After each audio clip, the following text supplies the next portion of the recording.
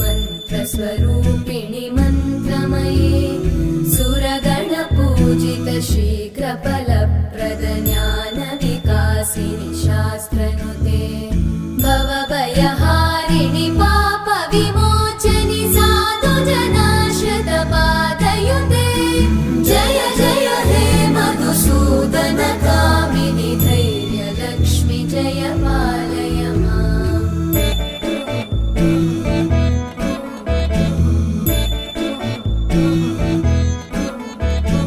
जय जय दुर्गतिनाशिनि कामिनि सर्वफलप्रद शास्त्र